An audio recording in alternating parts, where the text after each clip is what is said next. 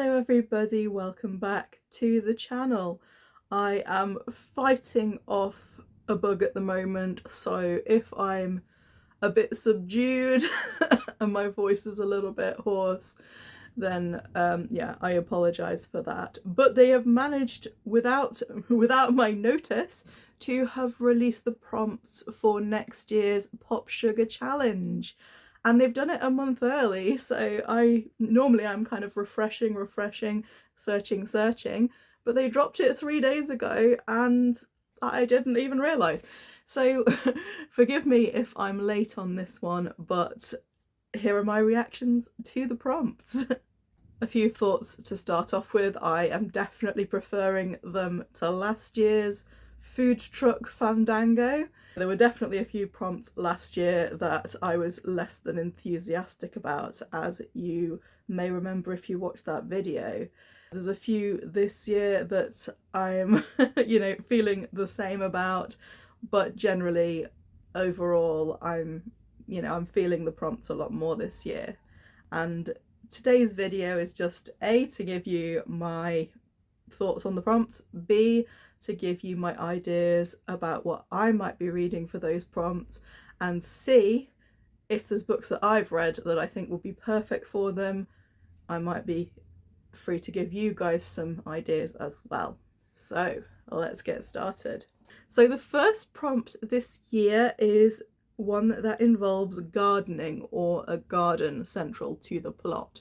And at first I thought this would be really easy and then it started to get harder when I thought, actually no, the ones I'm thinking of don't involve gardens so much as just being outdoors. Ones that I would recommend for this, obviously there's The Secret Garden if you haven't read that one. Atonement by Ian McEwan has a gardener, I don't know if that counts, but he's pretty central to the plot.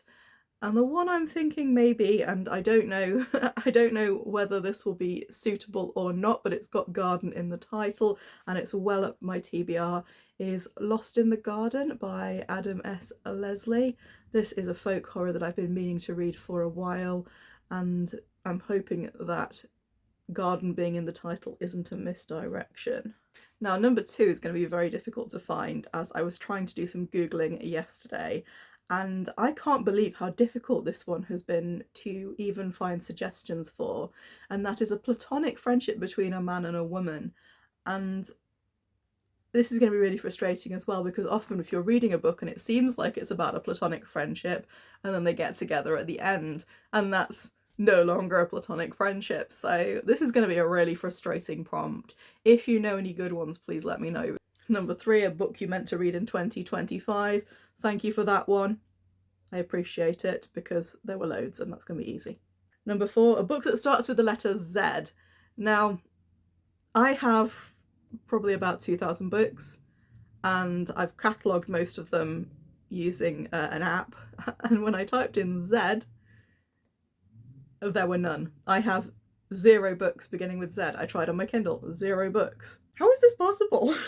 I'm probably going to read Zammy, A New Spelling of My Name by Audre Lorde, because I've read some Audre Lorde before and she's fabulous, and it's one of the few books that when I looked up books beginning with Z, it was one of the few that I already had on my radar. A book about women astronauts. My friend said to me, they're just trying to get us to read Atmosphere by Taylor Jenkins Reid, aren't they? And that is a possibility, but I had already put down Do You Dream of Terror 2 by Temi O as being my front runner for that one. So, but they're both high up on my TBR, so either one of those will fulfill that prompt. I love the prompt. Other options: Calculating Stars. I think I'm wondering if Floating Hotel might have some women astronauts in it. I'm not sure about that. 7 Devils, 7 Mercies, possibly options for that one. But yeah, it's probably going to be one of those 2 that I end up going with in the end. So for number 6, a book with an overweight main character, not about losing weight. That's complicated in that I would say this has to be a character who perceives themselves to be overweight, who identifies with being fat, who speaks about themselves in that way, rather than just putting, because otherwise you're just putting a judgment, you're putting a you're putting a label on that character. And obviously there are different cutoffs, there are different kind of ways, you know, it depends what you mean by that. The best use of this prompt would be, you know, a character who is aware that they're overweight and you know, but that's not the main focus of the story, rather than just deciding unilaterally that you think the character is overweight. There are definitely a lot of romance novels that I think would fit with that, and hopefully I'll be able to choose something nice and wholesome for that. A book about a granny hobby. So a good one for this might be The Fellowship of Puzzle Makers by Samuel Burr. That was quite a cute book. I didn't think it was that good, but it certainly has a lot of puzzling in it, and quite a lot of the characters are older and they're all into their kind of puzzles and things like that, so that will be quite a cute one to use for that. The Christmas Jigsaw Murders, also not a brilliant book, but would definitely fit. There seems to be a lot of love online for the Vampire Knitting Club, which has an intriguing title. But the one that I have was one that my friend or their mum bought to me, which is A Crossword to Die For by Nero Blank. That's on the pile and sounds appropriate, unless I suddenly find any books about knitting or, you know, just hanging around the room somewhere. And I've got a lot of Christmas, well, I've got a lot of Christmas crime coming up, so there might be some of that with granny hobbies in there as well. Another difficult one to kind of categorize is number 8, A Book with a Sexless Marriage. Now, this could be an asexual couple who don't have sex. That, you know, that will be one way of representing that, or it could be any degree of relationship where, you know, where they're in a marriage but there's no intercourse. So although that covers a wide range of different experiences, it's actually quite hard to find examples online, and I've been trying to do a bit of a Google, and it's hard. Apparently Earthlings by Sayaka Murata is would fit. I don't know, I've not read it, and I'm a little bit intimidated by it just because of all the trigger warnings, but I did enjoy Convenience Store Woman, so that might be an option. Seven Husbands of Evelyn Hugo definitely features sexless marriages within her 7 marriages, so that would be definitely a very good book to read for that prompt. I might need some help on that one. Guys, help me out. Help me out with these. 99 with a type C character. Now, I wasn't even aware there were type C characters. I've heard of type A, type B characters, but I didn't realise that there were other types of characters. It's not something that I have any instinctive understanding for yet. I'd need to have some examples. I've kind of been told Sense and Sensibility. That's a prompt that I'm going to have to do a bit of understanding about before I can really choose one, and it's difficult to do as a prompt as well, because you can read a book and then understand what the characters were like, but you can't kind of prospectively. It's the sort of thing where you'd label the characters once you understand them, rather than, yeah, it's a bit of a, yeah, I'm not sure how I feel about that one. About a horse on the cover, should be easy enough, no problems with that one. 4 with a dad as the primary caregiver, I am going to probably read the sequel to The House in the Cerulean Sea, Somewhere Across the Sea, Somewhere Beyond the Sea by TJ Klune. I'm sure that'll be really cute. I'm hoping it's got the same characters, and you've definitely got men as primary caregivers within that book. It is difficult to think of examples where you've got a man and a woman in a couple raising children where the man is the primary caregiver. I'm struggling to think of any examples of that within recent fiction that I've read. That certainly is represented less in, is certainly something that's represented less frequently than, say, a single parent. Often we're given kind of To Kill a Mockingbird and The Road as examples where you've got a single dad raising either a child or children. And yeah, they would absolutely fit with the prompt. featuring a character with a hidden past. I've got a great book for this one, but I've already read it, so I'll have to pick something else. But if you haven't read it already, Lady Audley's Secret. If you like classics and you're running out of classics to read, this one, I think it's by Mary Elizabeth Braddon. It's yeah, it just fits perfectly with this prompt, and it's a proper of its time Victorian melodrama, the sensation novel, the woman with the terrible past. I really enjoyed this one. Set in Michigan. So I have a friend who lives in Michigan, so I've asked her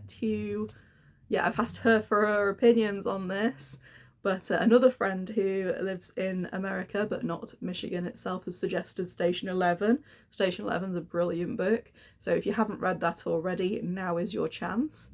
I believe Emily St. John Mandel is Canadian though, so I don't think it would work for an author from Michigan. So I can't use any of her other books. Jeffrey Eugenides is apparently from Michigan. So The Virgin Suicides was a very good, albeit slightly problematic book that I read earlier this year, and apparently some of his other books are set in Michigan too. I would like to get my friend's opinion on this because, like I say, she lives there, so she can give me some ideas for that. A book about new beginnings. I absolutely love this prompt. This is one of my favourite prompts. Everyone likes a book about new beginnings, and there are so many different kinds of new beginning to choose from. For this one, I am going to read A Life of One's Own by Joanna Biggs, and the tagline for this novel is 9 women writers begin again. So different stories about starting over, and I believe things like life beyond divorce and that sort of thing are in the themes. So I'm really excited to read that one, and I think it's a brilliant prompt because it's one that's easy enough to pick something from, that you can ascertain from the blurb, and yet you've got lots of different choices. I think that's what makes a good reading challenge prompt, one that you've got lots of different options and something that isn't going to be too difficult to kind of establish without having already read the book. Less than 260 pages, again, I'm on it. Just read a short book, that's fine. A couple of short books on my list. In Praise of Shadows, which is a little Japanese book with nice pictures, and on Tyranny as well is another short book that I'm hoping to read soon. So I'll probably pick something like that, or maybe kind of Meditations by Marcus Aurelius, something in a little package that I've been meaning to read for a while. About your favourite event in the Winter Olympics. This one is a nice, easy one to choose. I usually don't like reading books about sports, but I do happen to absolutely love the figure skating. So any kind of skating, pairs skating, ice dancing, figure skating, men's, women's, any of it, I love it. So I will be reading The Favourites by Lane Fargo, sorry. And this is I think it's an ice dancing romance, which has been very highly recommended to me. So I was meant to read that this year and it did not. I was going to read it for last year's PopSugar, which was an activity on your bucket list. So actually learning how to skate was something I really, really wanted to do, but I don't know. I don't think I'll be able to do that now. A love story that defies social boundaries. If you haven't already read Noughts and Crosses, this would be an absolutely spot on pick for this prompt. I think I've got a few different choices for that one, and I do very much like the phrasing there, because it phrases it a bit more. It phrases it less like a trope. So obviously your forbidden love story is your trope, is your kind of, oh, we're not supposed to be together, but we are. This is a lot more of a love story that overcomes the obstacles in its way. I like the phrasing there. It makes you think about it a lot more deeply than just, in the tropey sense. So that's really good. A book about teen angst. You can all go and read Catcher in the Rye now if you've not done it already. I'm not reading Twilight. I'm not doing it. Not doing it. Not doing it. A character who does Pilates or Legree. guys, this is one of the prompts that I'm like, if they wanted us to read about Pilates, fair enough. If they wanted to read us to read about practices, about, you know, all sorts of different, you know, that would be fine. But just with a character that does Pilates, first of all, it's difficult. First of all, it's difficult to find. Second of all, why? Yeah, this is the sort of prompt that annoys me. This is the sort of prompt that I wish they wouldn't do, because it's just like it's like they've run out of ideas. Luckily Google has helped me with this one. Apparently, The Husband's Secret by Liane Moriarty. I do like Liane Moriarty. She's a very entertaining writer. So there we go. If I get far enough into these that I'm looking for something for that, then we'll do that. I hope The Husband's Secret isn't that he does Pilates, because if it is, then they've just ruined it. She thought he was having an affair, but he was just doing some Pilates. I would really benefit from doing some Pilates, I feel. It's supposed to be really good for your back. So yeah, maybe that should be the prompt, just do some Pilates. Book about a bachelorette trip, or a hen do, as we would usually call them in the UK. So couple of really good books for this. You could use In a Dark Dark Wood by Ruth Ware. That's a thriller set in a wood in the middle of nowhere, and someone dies. So that's a good one. The Cliff House by Chris Brookmeyer. Another. They're on a remote island, and it's a hen do, and things get dramatic.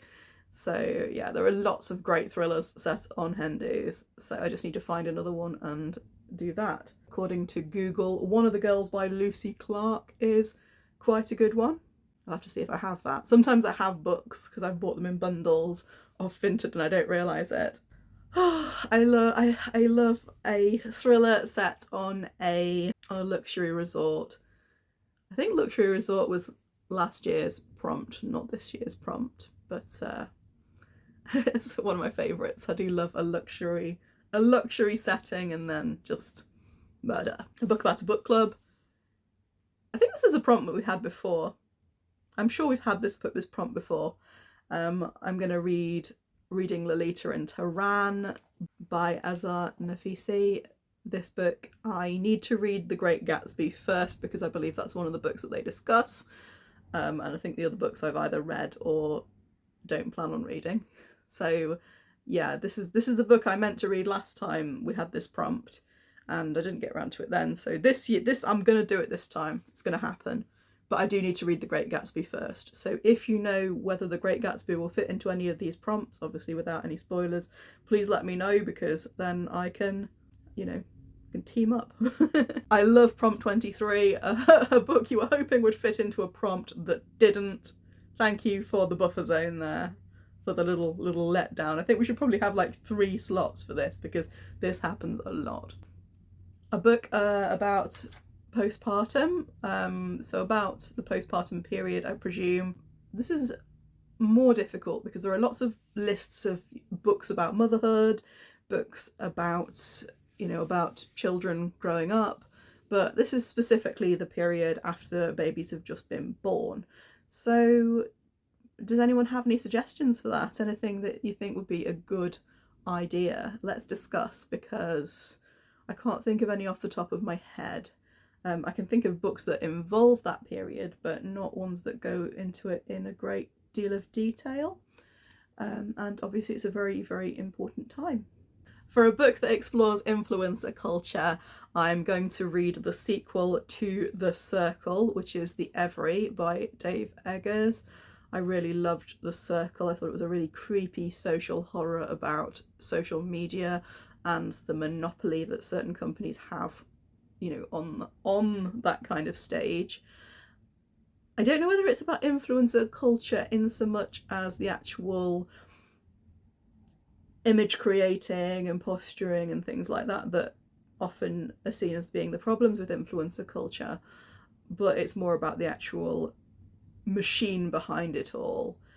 I would still say it very, very much fits with the spirit of the prompt, so I'm going to use it. Another book on my TBR that came up in searches that I did is A Touch of Jen, which is about a couple who become obsessed with an influencer, and that's a book I've intended to read for a while now. So if the Every really doesn't fit, if the Every really feels like it doesn't fit when I read it, then we can go on to that. A book about characters navigating infertility, obviously something that's very heartbreaking for a lot of people. I understand that Ben Elton's book Inconceivable was very much based on his own experiences, so that might be a good one to read for that. It might be a little bit dated now, but obviously it's still just as heartbreaking now as it ever was back then. A character who has curly hair. Again, these kind of prompts are very vague. Not one of my favourite prompts. In the same way that, like, a character with blue eyes, a character with brown eyes. What does it tell you about the character? It doesn't really tell you anything about the character.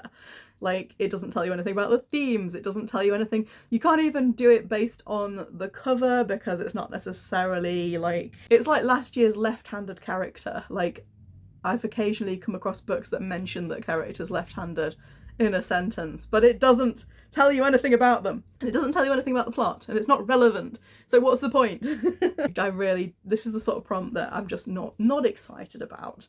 Again, it's like a running out of ideas kind of prompt. Does anyone know any brilliant curly-haired characters? Preferably to which being curly-haired is vaguely relevant to the story? If so, let me know. Because like I say, I'm not a very visual person. Like, most of the time I'll be more focused on the characteristics of the character. A book about debt.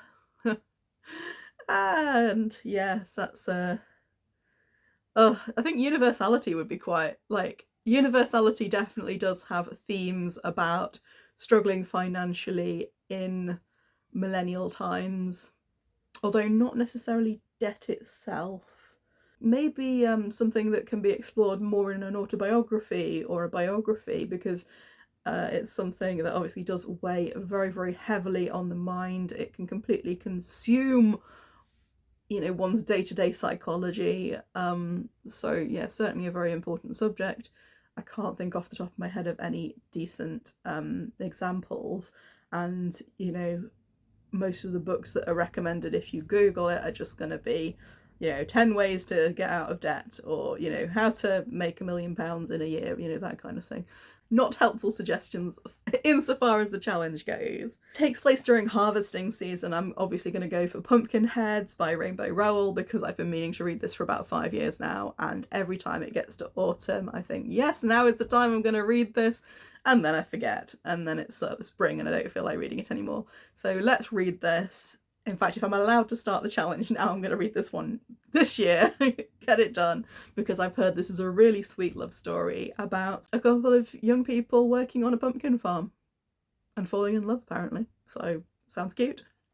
A travel ghost story. I didn't realise this was a genre. A ghost story involving travel, or a ghost that travels, or a ghost that you go somewhere and there's a ghost there. I'm not entirely sure what they mean by that, but if I read enough ghost stories, there's got to be one that's that involves travel as well, surely. Do you have any good ones? The Haunted Hotel by Wilkie Collins. That one, they go to Venice and I think there's haunting going on. Would you count something like The Haunting of Hill House? Because they travel there, but it's not really, the house is haunted. It doesn't, it's difficult because hauntings usually take place in a single area where the haunting is being done. So yeah, how would you interpret that prompt? Please give me some ideas, because I'm not sure. A book that makes you feel FOMO, basically anyone having a good time ever. I need to get a life. I'm reading Get a Life, Chloe Brown at the moment, and I feel like I need to come up with my own list of things to my Ray Get a Life list. But unlike Chloe Brown, I don't really feel like if I went camping that would make a huge difference. I think it would probably Just come up with my own list. I think that's one of those that I'd have to do retrospectively. If I read a book and it's making me feel very, very wistful, I'll just stick that in that slot. It's an interesting prompt though, because it's very personal. I do like it when they put a few personal ones in. A book about an underwater civilization. I love this prompt, although it's quite narrow in that how many books about underwater civilizations are there? I don't know. The one I'm going to use is one I have already, which is The Sunken City by Emma Noyes. This was absolutely a cover purchase. I bought it because of the underwater city. So yeah, this is a very specific prompt, so it may not be for everybody, but I like it. And another book that I would consider would be Bioshock's anything in the kind of Rapture, based on Bioshock's Rapture, which is an underwater city and a very vibey setting. Lots of yeah, if you've played the video games, you'll know what I mean. So basically, let's conjure up that experience again. A book about college, which I have to remind myself means university because I think so. College here is more like school, like sixth form, whereas college in America, I believe, is university. So I was gonna put like One of Us is Lying, and then I was like, no, university, it's a bit older. So can I use Dark Academia? Can I use magical schools, please? Because I've got quite a lot of magical schools I want to go to, and much more fun than actual college, actual university, which is. Can I do that? Spells? If you've not already read it, obviously The Secret History is the gold standard for books set in universities, and a lot of people like If We Were Villains, or is it If We Were Villains or When We Were Villains? It's by M.L. Rio, and it's basically like a Shakespearean version of The Secret History, but not quite as hefty, not quite as full on, like The Secret History Light. A book with a trans or non-binary protagonist. I love that they're still encouraging us to be inclusive and have, you know, diverse characters in our books. I did consider a few different books, so Nevada by Imogen Binney, which is a book about a road trip, I believe, I think it came out in the 80s, might have been the 90s. Tell Me I'm Worthless by Alison Rumfitt. I'm going to use that for a later prompt, I think. But I believe the main character is trans. Paul Takes the Form of a Mortal Girl by Andrea Lawler, also on the TBR. I believe that Paul is gender fluid, either gender fluid or non-binary. I'd have to check. What I've decided to go for this one is a book that we were supposed to read on Camp Litzy, Woodworking by Emily St. James, which I've been told is very good. Unless this fits any other prompts. Woodworking, that's not really a granny hobby, is it? A book that makes me want to travel to Italy. I already want to travel to Italy. I love Italy so much. A good book for this would be something like The Enchanted April. That was a lovely book set in the sunshine. Jonathan Strange and Mr. Norrell also made me want to go to Italy because there was a lot of Venice in there. I loved it. It doesn't take much for me to want to go to Italy, so maybe I'll just read the Elena Ferrante books, because I read the first one and I've been to Naples and loved it there. So yeah, so many options, and wish I was there now. Eating cannoli, drinking latte macchiatos, which is Italian for a latte, which took a long time to figure out, but I am now able to order a cafe latte without getting anything weird. A book about a mob, fiction or non-fiction. I'm hoping there'll be something that just turns up in one of the fantasy books I'm reading. Not that interested in mobs in general. Loch Lamora, Lies of Loch Lamora, I believe, has mob involvement. So does the Silver Blood Promise, I believe, has had a mob involved as well. Not sure how central it has to be. The Peaky Blinders, there are non-fiction books available about them, I believe. So we've got some options there. About a pop star, I read Britney Spears' autobiography, I think last year, and that would be a good choice, although it will make you very, very angry. I'm not that interested in celebrity. Like, I occasionally buy celebrity autobiographies if I'm feeling very curious, and I'm interested in knowing what Tim Curry has to say, so I've got his.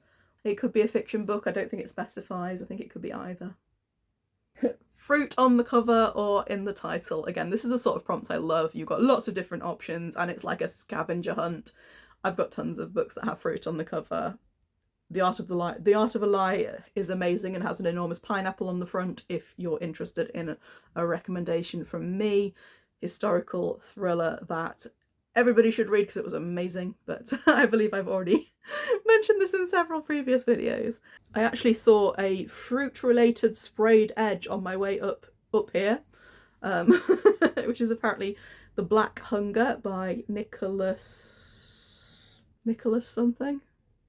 It's got grapes on the front and on the edges.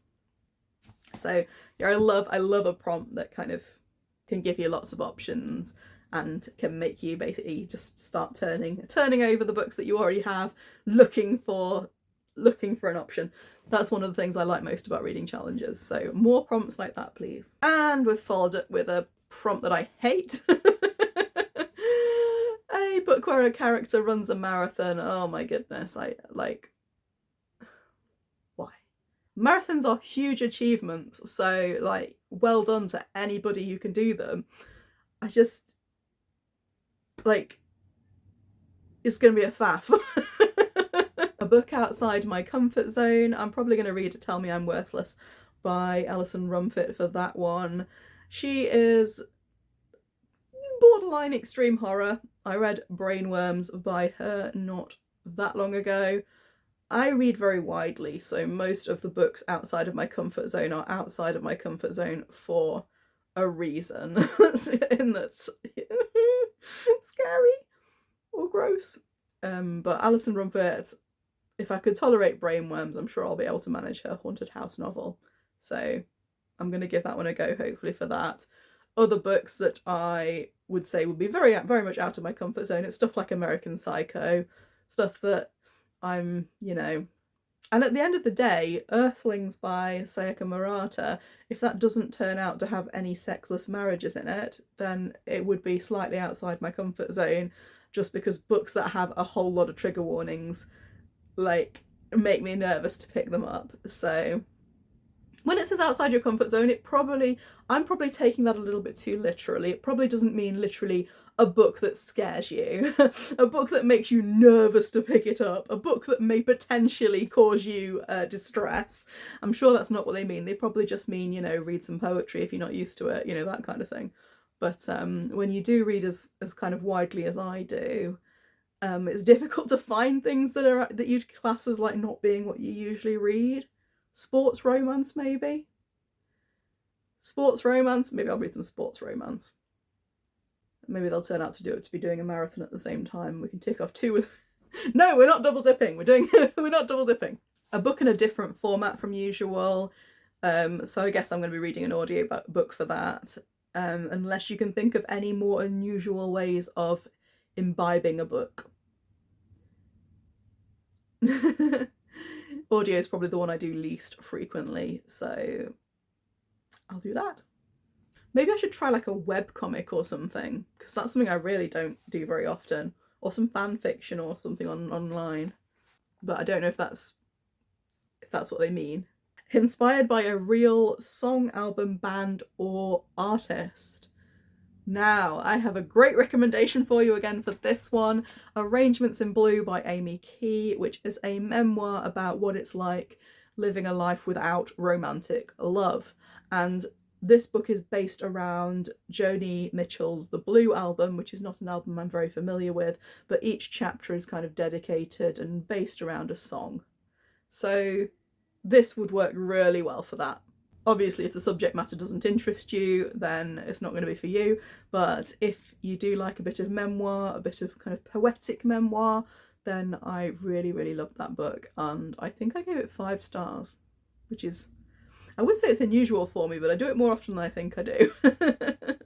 2 books written by real life partners / spouses.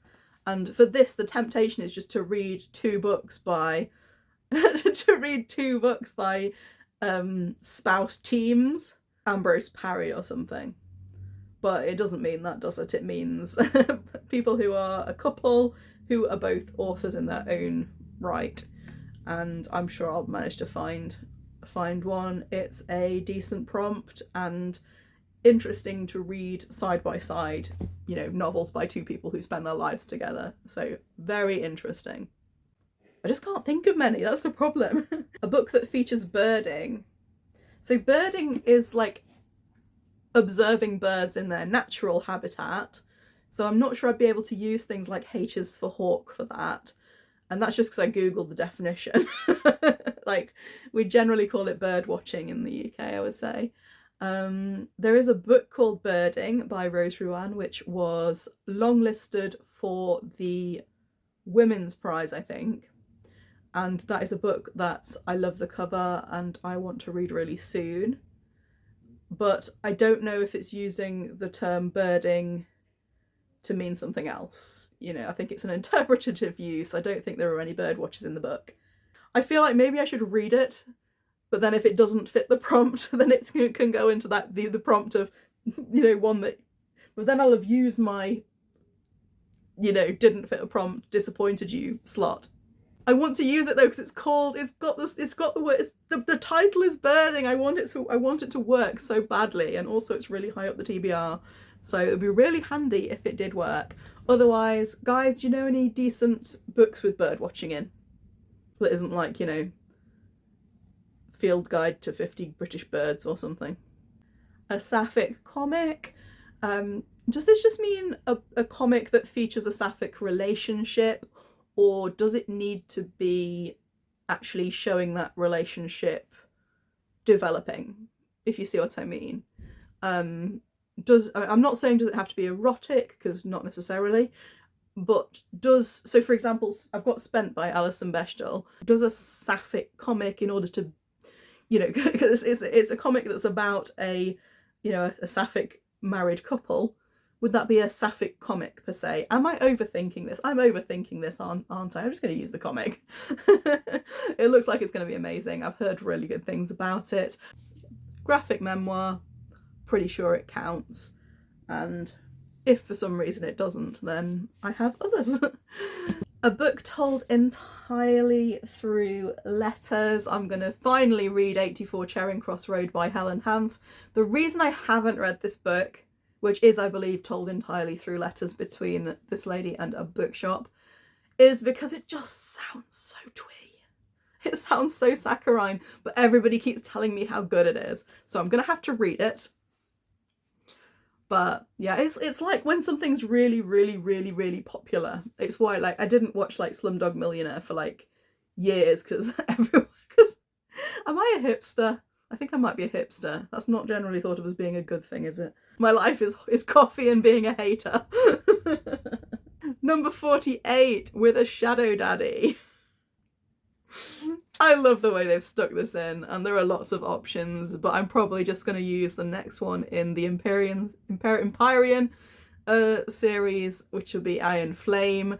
Xaden Riorson literally wields shadows, and he is definite Shadow Daddy vibes, so literally wields shadows. What more can you want? 49, another... See, there's not many that I've hated on this year. Most of these I actually think are really good prompts. This one I don't like. 49 mentions your zodiac sign, so in what sense? Like, do you want it in the title? Does someone just say, oh, so I hear you're a Leo? Is it... like, what... It's so non-specific. How many books have, like, Sagittarius or Capricorn in the title? Zodiac Academy? I have a friend who really hates those books though, and they're usually trustworthy. Finally, at number 50, about Afrofuturism.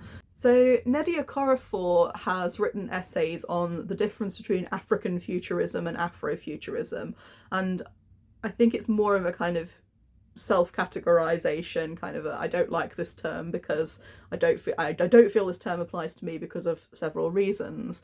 So I don't know whether that's how a lot of authors kind of put into the Afrofuturism category feel, or if it's just Nnedi Okorafor and her particular kind of style of writing. So it's difficult, and I don't particularly know, and I'm going to have to explore the differences between the two a little bit more as well. But for this one, I'm probably going to use How Long Till Black Future Month by N.K. Jemisin, because that's one of the first ones. I've got that on my TBR. I've had it on my TBR for a while, and it's one of the first ones that comes up under that category. I apologise if I'm using the terms wrong, because I understand that there is a distinction between Afrofuturism and African futurism, but I don't know whether that's something that's a consensus among authors or if it's something that's emerging as a discussion because of like I say, the feedback of authors like Nnedi Okorafor. That is our challenge, and there is no chance of me finishing this before next July, but I can dream, can't I, and see how many I can get done. I like the prompts this year, so I'm definitely going to give them a go. I've already got quite a lot planned out, and I'm sure more will occur to me as the weeks go on. I am still working my way through Herkyard though. If you're new here, that stands for the hardest reading challenge you'll ever do. If you want to team up PopSugar with something even more challenging, then by all means get yourself over to Q Wordy's channel. Just Google the hardest reading challenge you'll ever do and it will come up.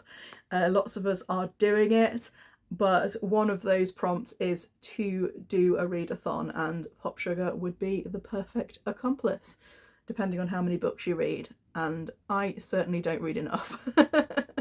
So you have to be a little bit savvy with how you're arranging the titles, but you know what, if I pick books that overlap for these and Herkyard, you know, we can work it out. Anyway, I am going to go and make myself a cup of tea.